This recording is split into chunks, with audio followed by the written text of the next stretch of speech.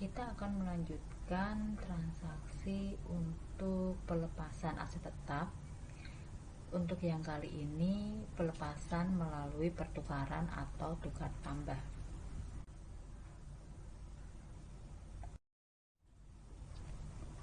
Untuk kasus pertukaran aset tetap, maka akan kita bedakan menjadi pertukaran aset tetap yang tidak sejenis dan pertukaran aset tetap sejenis. Untuk pertukaran aset tetap yang tidak sejenis, jika ada keuntungan atau kerugian atas pertukaran aset tetap tersebut, maka jika timbul keuntungan atau kerugian akan diakui. Sedangkan untuk pertukaran aset tetap yang sejenis, ketika dalam pertukaran terjadi timbul keuntungan, maka akan ditangguhkan. Tapi jika yang timbul adalah kerugian, maka akan langsung diakui.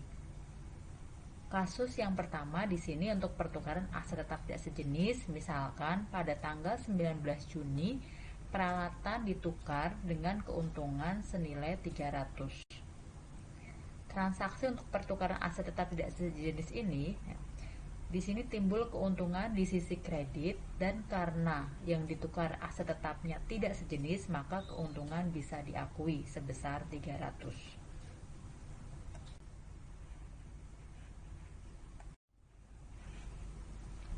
Di kasus berikutnya untuk pertukaran aset tetap yang sejenis.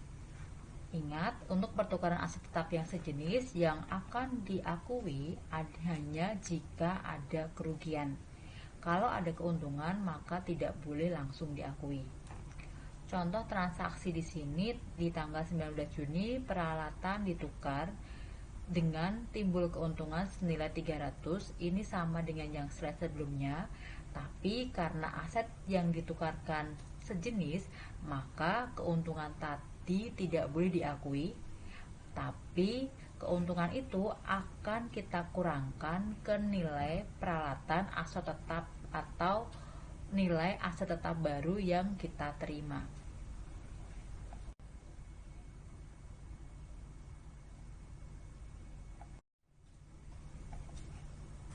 Contoh transaksi untuk pertukaran aset tetap yang sejenis, misalkan di sini perusahaan akan menukarkan aset lamanya yang memiliki harga perolehan 7.000 dengan ditukar peralatan baru yang harga peralatan barunya, harga price listnya adalah 10.000.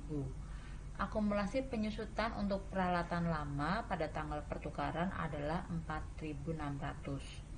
Sehingga nilai buku pada saat tanggal pertukaran untuk aset lama yang dimiliki adalah senilai 2.400.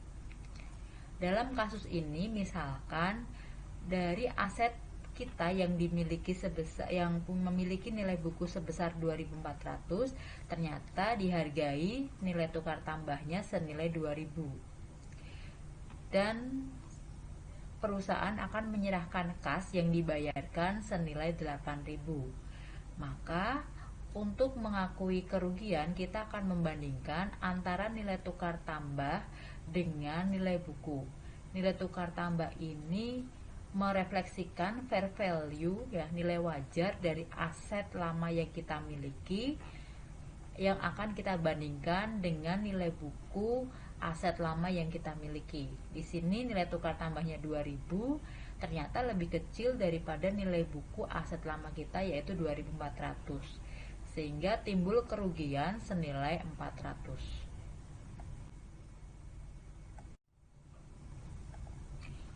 Untuk jurnalnya, kita akan mencatat pada saat tanggal pertukaran. Yang pertama, kita akan menghapuskan akumulasi penyusutan aset lama yang kita miliki, yaitu 4.600. Kemudian kita akan menghapuskan aset lama kita sesuai harga perolehannya, yaitu 7.000. Kemudian perusahaan juga mengeluarkan kas di kredit senilai 8.000. Kemudian peralatan baru akan kita catat senilai 10.000, sehingga selisihnya timbul kerugian atas pelepasan aset tetap senilai 400.